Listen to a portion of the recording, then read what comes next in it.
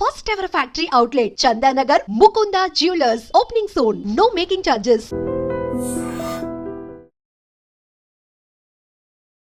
Hi hello నమస్తే welcome back to iDream Media. ఈరోజు మనతో ఉన్నారు సీనియర్ ఫైనాన్షియల్ ప్రొఫెషనల్ అయిన గిరిబాబు గారు.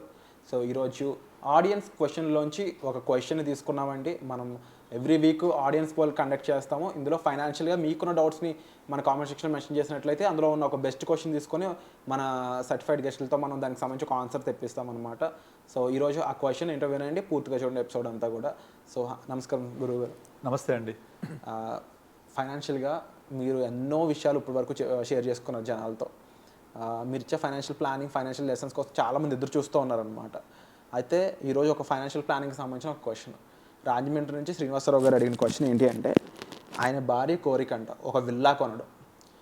దాదాపుగా ఆ విల్లా ఎంత ఉంటుందని మెన్షన్ చేయలేదు, కానీ ఆయన బడ్జెట్ మాత్రం ₹1,00,00,000 అని మెన్షన్ చేశారు. అలాగే ఆయన నెల జీతం కూడా ₹1,00,000 దగ్గరికి వస్తుందంట. సో ఇలాంటి సిచ్యువేషన్ ఉన్న ఒక పర్సన్ ఒక విల్లా కొనాలంటే ఎలా ప్లాన్ చేసుకోవాలని అడుగుతున్నారు. ఓకే, ఏజ్ ఎంత వాళ్ళది? 38. ఓకే, 38 ఏజ్, మేబీ 1 lakh అంటే మేబీ ఐటీ ప్రొఫెషనల్ అయి ఉండొచ్చు. ఓకే, సో 38 years వ్యక్తి ఒక 1 crore బడ్జెట్లో విల్లా ప్లాన్ చేయాలి అంటే చేయొచ్చు. కాకపోతే మనము ఆ 1 crore బడ్జెట్లో విల్లా తీసుకుంటే ఈఎంఐ ఎంత ఉంటుంది? ఆల్మోస్ట్ ఒక 20 years పెట్టుకుంటే 70-80 ఉంటుంది కదా. ఉన్న 1 lakhలో 80,000 ఈఎంఐ పే చేస్తే అసలు ఫస్ట్ ఆఫ్ ఆల్ లోన్ ఇవ్వరు. అవును, 1 lakhకి మ్యాక్సిమం లోన్ ఎలిజిబిలిటీ 55 lakhs నుంచి రాదు, ఆ పైన రాదు లోను. మరి 55 lakhs లోన్ తీసుకుంటే రిమైనింగ్ ఒక 40 lakhs ప్లస్ విల్లా కాస్ట్ అయిన డబ్బులు ఉన్నాయా తెలియదు మనకు. రిజిస్ట్రేషన్ ఛార్జెస్, ఇంటీరియర్స్, తర్వాత at least minimum house warming ceremony అలా ఉంటాయి, గృహప్రవేశం, అలాంటి ఖర్చుల కోసం మినిమం ఒక 10-15 లక్షలు ఖర్చు అవుతాయి. ఎందుకంటే రిజిస్ట్రేషన్ ఛార్జెస్ 7% ఉంటుంది. ఓకే, ఇవన్నీ కలిపి ఇంటీరియర్స్ వేసుకుంటే ఒక 5-6 lakhs ఇస్ మినిమం బేసిక్. అలా ఒక 15-20 lakhs కంపల్సరీ కావాలి. సో 1 crore విల్లా అంటే ఇవన్నీ యాడ్ చేస్తే 1.2 crore అవుతుంది. మరి డబ్బులు ఉన్నాయా? అండ్ 1 crore 1 lakh శాలరీలో రెంట్ ఈఎంఐ వస్తుందా? రాదు. So very difficult to achieve this goal with 1 lakh శాలరీ. అయితే తన ఇన్కమ్ ఇంక్రీజ్ చేసుకోవాలి, లేదా బెస్ట్ ఆప్షన్ తనకి ఏంటంటే ఇన్కమ్ ఇంక్రీజ్ అవ్వాలి అంటే అవ్వకపోవచ్చు కదా. నాకు సాలరీ 1 lakh అంటే నాకు 1.5 lakh ఇవ్వాలంటే ఎంప్లాయర్ ఇవ్వడు. నువ్వు ఏదైనా జాబ్ అయినా మారాలి, స్కిల్ సెట్ పెంచుకోవాలి, మళ్ళీ వేరే ట్రై చేయాలి. ఈ లోపల ఏజ్ పెరుగుతుంటుంది, విల్లా రేట్ పెరుగుతుంటుంది, కుదరదు. కనుక వాళ్ళకి బెటర్ ఆప్షన్ ఏంటంటే విల్లా కొనాలి అని కనుక ఆలోచన వస్తే మైండ్లో అట్లీస్ట్ వాళ్ళు ఏం చేయాలంటే నార్మల్గా ఎక్కడైతే మనకు ఈ అప్పుడప్పుడే ఫ్రెష్ లాంచ్ అవుతూ రెరా నెంబర్ వచ్చి ఒక 5 years పొజిషన్ ఉంటాయో అలాంటివి తీసుకోవాలి. ఓకే, అప్పుడు తీసుకొని మనం ఏం చేయాలి, minimum basic down payment 1 crore అంటే ఒక 5-10% అది ఎట్లాగానే మొబిలైజ్ చేసుకోవచ్చు. గోల్డ్ తాకట్టు బట్టో ఇంకోటో చేసి మొబిలైజ్ చేసుకొని ఒక 5 lakhs అట్లా అడ్వాన్స్ ఇచ్చేసి రిమైనింగ్ అంతా కూడా లోన్కి వెళ్ళిపోవాలి యాజ్ మచ్ యాజ్ పాసిబుల్. లోన్కి వెళ్ళిపోయి ఆ లోన్ అనేది వాళ్ళు డిస్బర్స్ చేస్తూ ఉంటాడు బ్యాంకరు. ఎవరికి? బిల్డర్కి. డిస్బర్స్ చేస్తున్నప్పుడు మనం ఏం చేయాలంటే only interest on loan pay చేయాలి, నాట్ ఫుల్ ఈఎంఐ. అలా నెమ్మదిగా సపోజ్ బిల్డర్ కనుక ఒక 10% కన్స్ట్రక్ట్ చేయగానే ఇక్కడ నుంచి ఒక 10% ఆఫ్ లోన్ డిస్బర్స్ చేస్తారు. అలా పెంచుతూ పోతుంటే ఇనీషియల్ 4-5 yearsలో ఓన్లీ వాళ్ళు డిస్బర్స్ చేస్తున్న దానికి ఇంట్రెస్ట్ మాత్రమే పే చేస్తాం. అప్పుడు ఏమైంది, మన ఈఎంఐ తక్కువ ఉంటుంది కదా. సో మన టోటల్గా 1 lakh శాలరీలో ఒక 55-60,000 ఈఎంఐ పెట్టుకుంటే ఇక అది స్క్వీజ్ అవ్వాలి తప్పదు. ఎందుకంటే అక్కడ భార్య కోరిక తీర్చాలి, 1 crore బడ్జెట్ ఉంది, విల్లా ఉంది, నాకు శాలరీ రిసోర్సెస్ లేవు, ఇక్కడ తప్పనిసరిగా స్క్వీజ్ అవ్వాలి, చాలా ఇబ్బంది పడాలి. కానీ అవన్నీ లేకుండా ఉండాలి అంటే, ఇబ్బంది పడుతూ కూడా తొందరగా బయటపడాలి అంటే ఆ 5 years తర్వాత పొజిషన్ ఇచ్చే విల్లా తీసుకొని ఇక్కడ నుంచే మనం ఏం చేయాలంటే ఇంట్రెస్ట్ ఆన్ లోన్ మీద కడుతూ ఉండాలి. అది మినిమం ఎంత 10,000, 5,000, 15,000 అలా స్టార్టింగ్లో ఉంటుంది.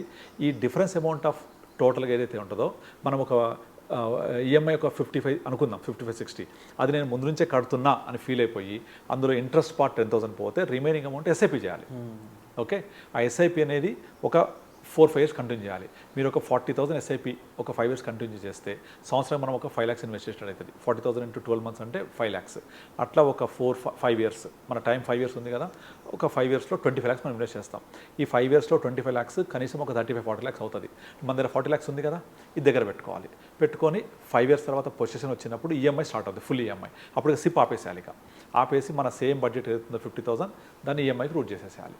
ఈఎంఐ రూట్ చేసినప్పుడు మనకి ఇక్కడ 25 lakhs ఉంది కదా, జమ 25-30 lakhs.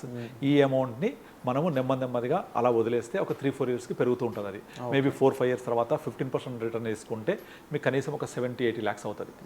ఇంకొక 5 years తర్వాత అంటే టోటల్గా 10th year తర్వాత ఈ డబ్బులు మొత్తం ఏదైతే 70-80 lakhs అవుతుందో దాన్ని ఈఎంఐకి పే చేసేసి అవుట్ స్టాండింగ్ మొత్తం క్లియర్ చేసి మనం బయటపడిపోవచ్చు. యా సార్, అంటే ఇలాంటి పొజిషన్లో ఉన్న పర్సన్స్ ముఖ్యంగా ఏజ్ని కూడా దృష్టిలో పెట్టుకొని చేయాల్సి ఉంటుంది కదా.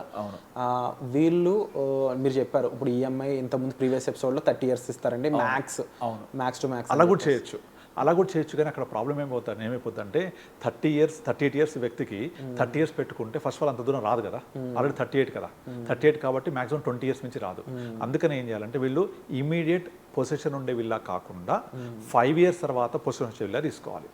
అప్పుడు ఏమవుతుందంటే వాళ్ళు ఓన్లీ బిల్డరు ఏదైతే లోన్ బ్యాంకర్ డిస్బర్స్ చేస్తారో మనకు ఎలిజిబిలిటీ ఉంటుంది కాబట్టి బ్యాంకర్ ఏదైతే లోన్ మనకు అలాట్ చేశాడో దాన్ని డిస్బర్స్ చేస్తూ ఉంటాడు as per the construction stages ప్రకారంగా చేస్తుంటే మనం ఏం చేస్తాం బ్యాంకర్కి only interest on disburse amount pay చేస్తాం, నాట్ ది ఫుల్ ఈఎంఐ.